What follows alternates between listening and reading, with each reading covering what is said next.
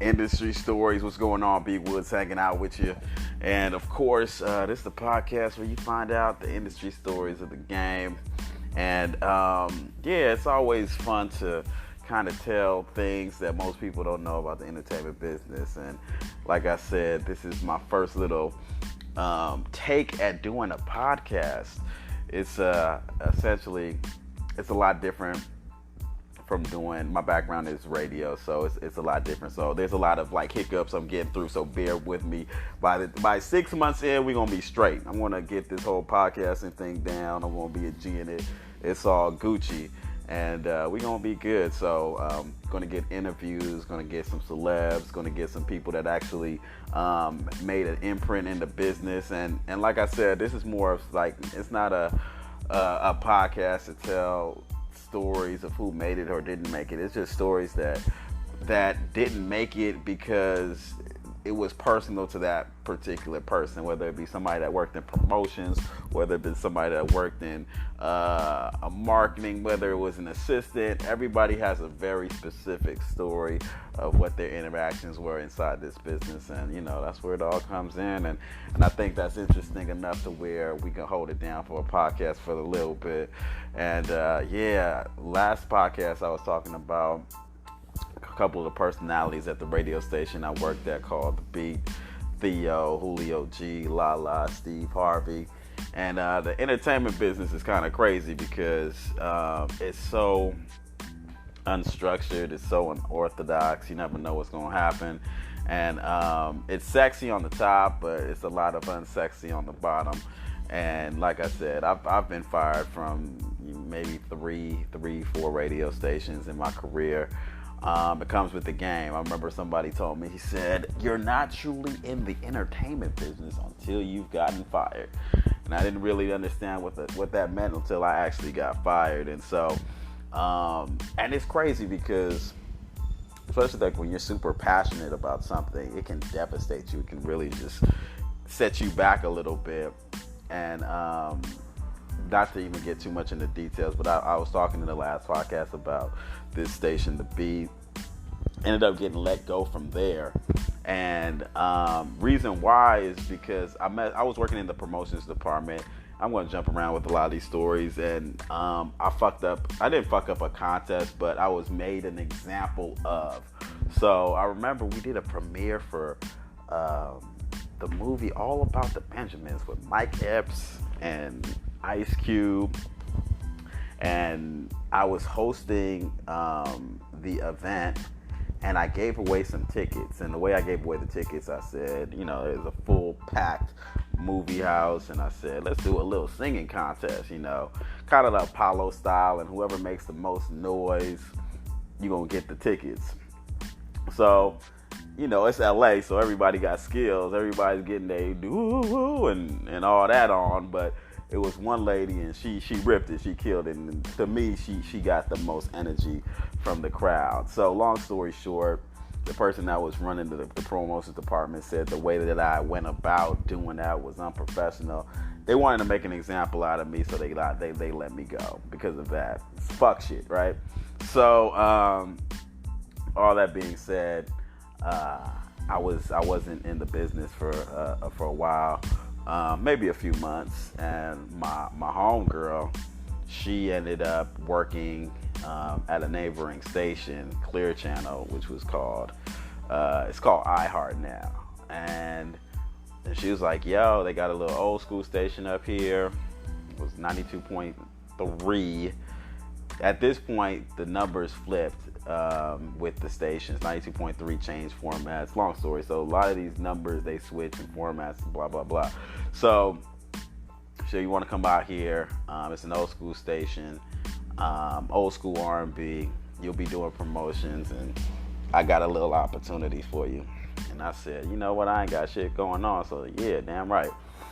So I go there, and it's so different from the urban radio station I was working with, because it was just one place, one studio. With Clear Channel or iHeart, it's the building was in Burbank, and they had like 8 radio stations all on the same floor. They had like the FMs on one floor, They had the AMs on the other floor.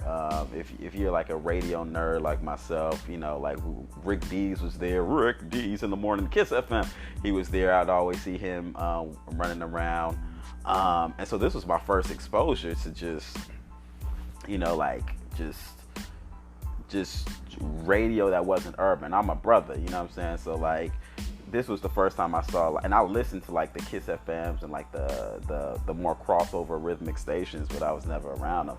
So this was the first time that I saw them. But I was always a fan. I was always a fan of like pop music. So when I was coming up, I was listening to like Rod Stewart and Paula Abdul, and I would listen to KIIS FM, and I was just like, yo, I was excited about that station. But I always listened to one of the first radio stations out here in LA, K-Day, which was, old school hip hop. So when I was a baby, when I was a youngster living in South Central, I would always just go between K-Day and KIIS, K-Day and KIIS, K-Day and KIIS, like Levert, Kumo D, Whitney Houston, Janet Jackson, and Paula Abdul. So I would always be running around. So long story short, I ended up working in the promotions department for this old school radio station, and I would always kind of be the class clown of the station, running around, and I really didn't give a fuck. Like, it was just, for me, everything was just new. So I met this guy, and they were actually giving flu shots in the office. For what strange reason, I still don't know. Like, I don't know a company that really just gives out fucking flu shots, but for whatever reason, they're giving away, they're doing free flu shots for the office. No insurance, but we'll give you a flu shot. Sounds kind of fucking suspect to me. So there's this long line, looks like Black Friday, for flu shots for these well accomplished people. And this guy walks up to me and he's like, hey, are you gonna get your flu shot? And I was like, no, I'm not gonna let a white man stick with you with a needle and figure this shit out. Like, no, it's not gonna happen. And he thought it was funny. I'm a funny guy, so he was like, have you ever done radio before? Meaning, actually been on the air. So prior to that, I've always just worked in the promotions department, this, that, and the other. And I was like, nah, I ain't never been on the radio before.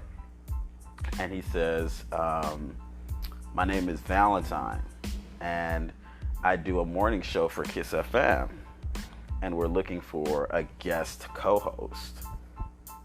And I was like, would you be interested in that? And I was like, fuck yeah, I'd be interested in that. So you're talking about, at one point, no real radio experience. I worked at the station. I learned a lot. I was around a lot of personalities, but never got an opportunity to be on air. And now, just by transition of a few miles, I'm being offered to sit on in an actual morning show. So the way that they did it was they had several people. The person that they had as the co-host, he just wasn't getting along with this girl. I think her name is Amy, and he just wanted anybody. So they had comedians, reality people, and I guess he was desperate. So he saw the young brother. And he said, hey, let's give him a shot. Let's see what's going on with him. And so I go, and at that point, like, I didn't really have any structure for what radio was, so I was a loose cannon. I was saying whatever the fuck was on my mind.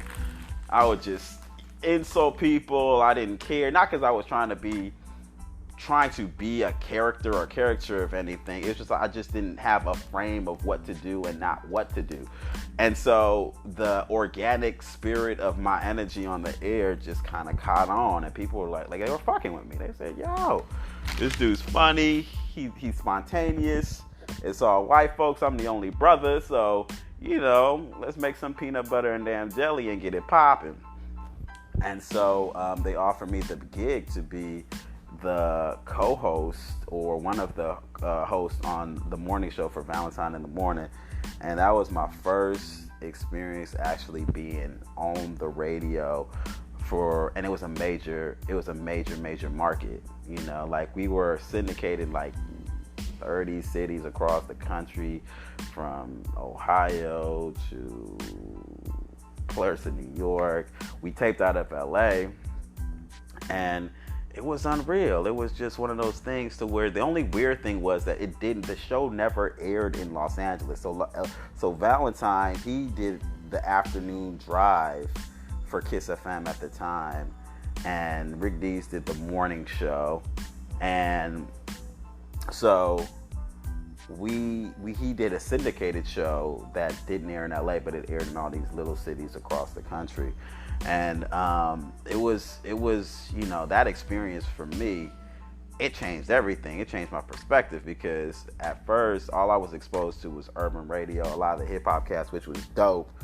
But this was the time where I got a chance to start messing with like these whole different realm of interviews with actors, A-list actors, film people, producers. It just exposed me to everything. And so this was different, and this sparked something in me. And you saw a lot of cast of characters that came from this office.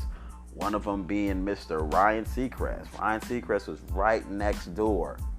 And somehow Mr. Ryan Seacrest became the morning show after being a small little person in the business, as he was a regular jock, and he transitioned to being one of the biggest names in the music game. And so we'll dive into that. This is supposed to be industry stories about me and other people, but I want to tell the little Ryan Seacrest story on the next podcast. So I think it's really interesting. Talk about 0 to 100 real quick. Mr. Ryan Seacrest kind of did it. So we'll go there. B.Woods, industry stories. Holla back.